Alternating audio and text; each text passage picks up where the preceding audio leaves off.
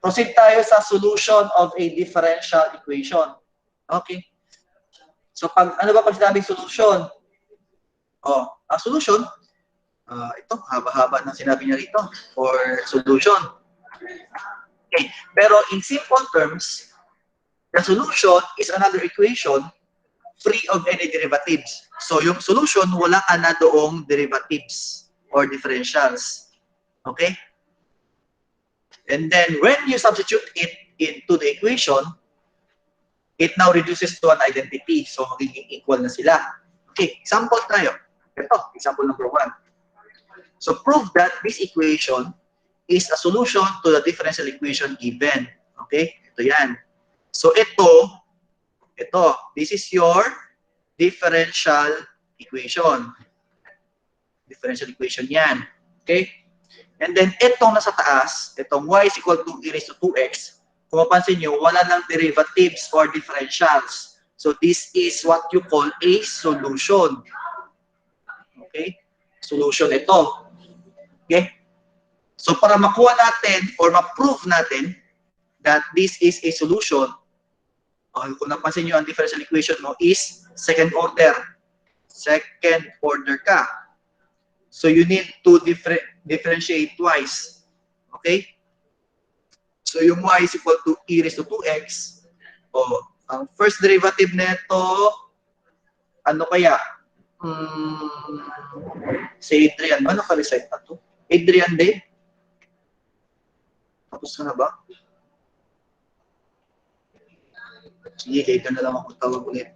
So, ang derivative naman ito, madali lang to. Ang derivative nito is 2e raised to 2x. And then yung second derivative is 4e raised to 2x. Okay? And then after that, doon tayo sa, substitute na natin to sa differential equation. Ito mga to. So d squared y, that is itong d squared y, that is y double prime. Itong dy over dx, that is y prime. Okay? Substitute tayo. So we have 4e raised to 2x plus 2e raised to 2x minus 6. Ano yung y natin? Ito yung y. So we have e raised to 2x is equal to 0. So 4 plus 2, that is 6e raised to 2x minus, distribute mo to, 6e raised to 2x is equal to 0. Okay? Minus mo yung dalawa, 6 minus 6, we have 0. So therefore, we have proved, naka-prove na tayo na yung equation na to is a solution to this differential equation. So, gano'n na mag-prove. Okay? Any question dito sa pag-prove natin? Nag-prove tayo na yung isang equation is solution ng differential equation. Okay, so solution siya. Mayroon tayong word na bago, solution. Ang sabi natin, that is free of any derivatives or differentials. Ngayon, ano yung iba't ibang types ng solution? Okay, so una, we have what we call general solution. So, ang general solution, general siya kapag meron kang at least one arbitrary constant. Okay? And then, that general solution is called a complete solution kapag yung given mo na n-ordered differential equation ay merong n arbitrary constants. Paano yun? Ito. Ayan. So, itong dalawa na to, these are general solutions ng differential equation na to. Okay? So, this is second order. Second order. So, para matawag mo na complete solution yung isang differential equation, dapat, ito yung complete na tinatawag, complete solution. Para matawag mo siyang complete, since second order yan, dapat may dalawa ka rin na arbitrary constants. So, you have the A and B. So, you have two arbitrary constants for as the solution of your second order differential equation. So, yun yung general solution natin. Siya kayo tinatawag na complete solution of a general solution. Okay? And then, we proceed to what we call a particular solution. Ano ba ang isang particular solution? Ang particular solution, kapag wala na siyang arbitrary constants. If it does not contain any arbitrary constants. Okay? So, yung solution na to, itong dalawa na to, these are called particular solutions. Kasi wala ka na arbitrary constants na nandito. Wala na yung ax plus b katulad kanina. Yung kanina naging negative 3 na yun, tsaka naging 5. Okay? So, there, wala na arbitrary constants. Kumbaga, yun na yung particular solution. Paano tayo makasolve ng particular solution? Kung may general solution ka, paano masasolve yung particular? Paano yun? Kasi meron kang given na kunyari ODE or simply differential equation, and then you can solve now for the general solution niyan, and then after that, you can solve for the particular solution. Paano mo solve yun? Yan ang problema natin ngayon. Paano itong solve? Solve natin to. Paano naman to? Masasolve ang particular solution, malalaman mo yon. Okay. So, since meron kang n arbitrary constants, so dapat meron ka rin n na given initial or boundary conditions para malaman mo yung constants na yon. Okay? So, pag alam mo na yung constants na yon, na nakuha mo yun dahil sa pag-substitute mo. Substitute mo yun sa general solution, yung condition, makuha mo na yung particular solution. Paano yun? Medyo magulo. Bigyan tayo example mamaya. So, initial condition ang tawag kapag ang independent variable ay time, t. And then yung condition ay binigay sa time 0 or 0 time or that is t is equal to 0. Boundary naman, boundary condition, kung ang independent variable is any one of the spatial coordinates x, y, z, or and the conditions given are for known values of any one of these coordinates. Okay? So let's try. It's a families of solution tayo mag-solve nun. Okay? Families of solution. We will solve on this part, the general solution and the particular solution. So, families of solution muna tayo bago tayo sa example pala. Okay. So sa calculus, okay, we have find solutions to first order differential equations. So we have this equation. We have simply dy over dx is equal to f of x. So, if we multiply both sides of the equation by dx, we can now have the differential equation dy is equal to f of x dx. So, we can now integrate this, both sides of the equation. So, you can now have, so that antiderivative problem is now written as this one. So, you have so integral of dy simply cancel. So you have y is equal to the integral of f of x dx plus your constant c. Okay? So pag nakuha nyo to, you can now solve for your general solution. Pag na-solve mo tong integral na to ng iyong f of x. Okay? Okay. Example tayo. Let's have the example dy. May given tayo differential equation, dy over dx is equal to 8 sine 4x. Ayan. And then, bigay tayong conditions that y is equal to 6 when x is equal to 0. Ayan tayo. Bigay tayo ng example. Okay. First, we need to determine Okay. First, we need to determine the general solution. Paano yon? Ang sabi kanina, you have a given dy over dx is equal to your f of x. Multiply mo to, both sides by dx. So you now have dy is equal to 8 sine 4x dx. Ito na siya ngayon. Okay? And then, we integrate this both sides of the equation. Okay? Okay, so pag-integrate natin to, hindi nakareset sa inyo. Simula tayo ulit sa baba tayo start naman. Tina Carpentero. Tina. Ito si Tina. Sino yun? Yes, sir. Yan, si Tina. Okay. Miss Tina Carpentero. Okay. If you have recalled on your calculus 2, ano ang integral ng sin u du? Cos u du po.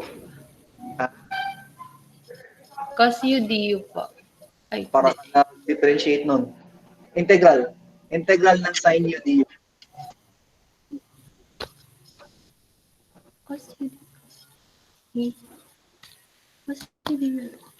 Cos po. Cosine U Cos du. Ay, hindi ko ba? may kulang.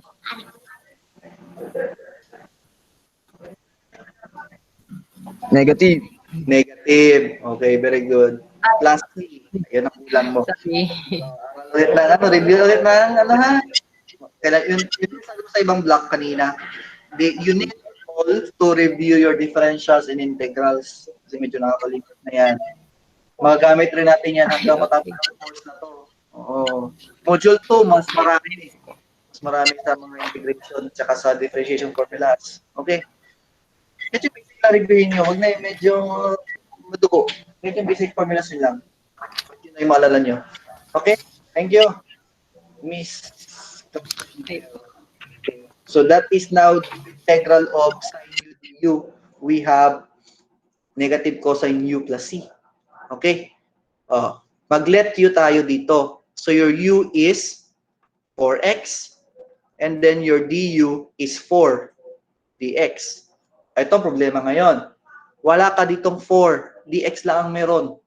Paano to ngayon? Tingnan natin ha. Meron ka ditong 8. 8. Alam natin na yung 8 is equal to 2 times 4. Constant. Oo, constant kasi yan. Pwedeng hiwalayin yan. 2 times 4. Tama. Para yung 2, ilabas natin, yung 4 isama sa dx. So, para magiging ganito siya. Yung 2 ilabas natin, and then we have sine 4x. Yung 4, isama natin sa dx. So, we have now 4 dx. Ayan na siya ngayon. Okay? So, now, we now have u and du. So, we can now have 2 integral of sine u du. Ang sabi ng klase nyo kanina, integral ng dy, we have y. 2 sine u du, integral niyan is negative cosine u, okay, plus c. Okay, now, substitute natin yung u, which is 4x. So, we have y is equal to negative 2 cosine 4x plus c. Okay? Ito ngayon, ito, i-box ko ha, para makita nyo. Ito, ang tawag dito na ngayon is your general solution. Okay? We have now determined your general solution. Paano naman yung particular solution? Remember, may binigay tayo na conditions that y is equal to 6 when x is equal to 0. Anong gagawin natin dyan sa kanya?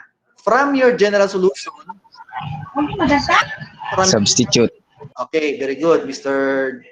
Jordan Agbisit. Very good yon. Substitute these conditions sa general solution. So that we have 6 is equal to negative 2 cosine, okay, sa loob yung 4x ha, 4 times 0 plus c. So we have, alam nyo naman na ang cosine 0 is 1. So we have 6 is equal to negative 2 plus c. Therefore, your c is equal to 8. Okay? C is equal to 8. So ngayon, c is equal to 8. Anong gagawin din sa c na to? Ang gagawin sa c na to, i-substitute nyo ngayon dito sa c. So that, from the general solution, so that we now have y is equal to negative 2 cosine 4x plus 8. So ito, wala ka nang makitang constant, arbitrary constants, I mean. So this is now your particular solution. Solve natin yung 18. Number 18 na exercise set 1.2. So we have dy over dx is equal to negative 5y, where y is 7 when x is equal to 0. Okay, first step natin, multiply natin to. Multiply natin to sa dx. Tsaka, dapat yung y kasama nung y. Ito, dapat makasama yung parehas na variables, y, tapos x. So, divide pa natin to by y. Okay? So, we can now have dy over y is equal to negative 5 dx. So, pag ganito na, pwede tayo mag-integrate. Ayan, no? Pwede tayo mag-integrate pag ganito. Kasi kung yung y nasa kabila pa rin, hindi tayo makapag-integrate niyan. Okay? Kaya na tayo. Negative, ito, integral of dy over y is equal to integral of negative 5 dx. Okay? Let's call Pakyat Moodsmart Tahala. Yes, sir. So, ang integral of dy over y. 1 over y squared, sir. Are you sure? Opo, sir.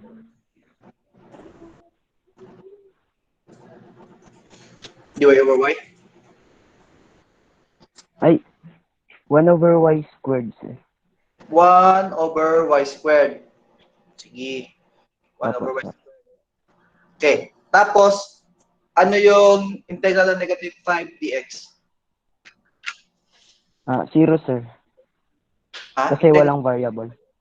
Anong walang variable? Ay. May dx. Ay, x po, sir. Okay, so x. Okay. Ay, Ano? okay lang po ba yan? Kahit walang variable, sir. Kasi negative 5 dx, diretso. Yeah, negative 5 dx. Anong sa Diretso x, sir. Okay. negative x, di ba? Okay. Constant X, naman yung sir. negative 5. So, we have negative 5x. Okay? Sige. Chapi. Saan na ba yung ating kwan dito? LNY. Di ba LNY yun? Oo. Ang dy over y, Yes, sir. LNY yun. Hindi siya, ano ha? LNY yan. So we have LNY. Okay? O, yun na yun. So we have negative 5x plus c. So ito naman, o kung nakita nyo, dy over dx equal to negative 5y. Binaba ko yung y dito. O yan. Inangat ko naman yung dx doon. Para magkasama yung parehas na y tsaka yung x. Okay? So we have now ln y is equal to negative 5x plus c. O ano nangyari? Kunyari, ganito ginawa natin. dy is equal to negative 5y dx. Anong mangyayari dito? Pwede ba itong i-integrate?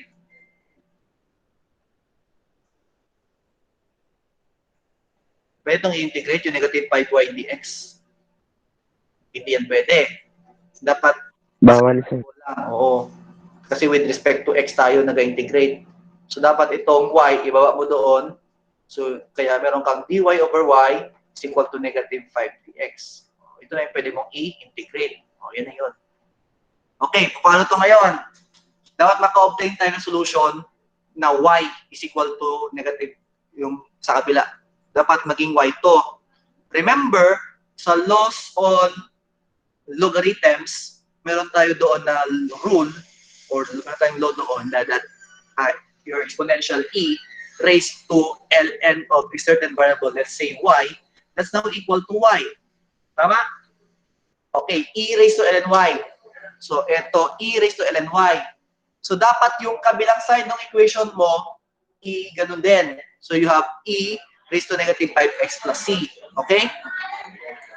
So, ngayon, mula dito sa laws natin na to, you now have y. Okay? O, paano naman to? Paano to sa kabila? So, applying now your rules or laws on exponents. So, sa laws on exponents, if you have a certain, yan, a, certain variable or constant a, raised to m plus n. Ano to? You have a raised to m times a raised to n. We can rewrite it as that. Okay, according to this law.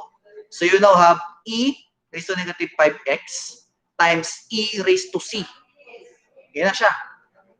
And then, e raised to c is also a constant. Ito. We can rewrite this as a single constant c. Okay, so from that, we can rewrite this now as y is equal to, o c, unahin yung c, yung constant. C e raised to negative 5x. Ito na yung ating general solution. Okay? Ngayon naman, kunin natin yung particular solution.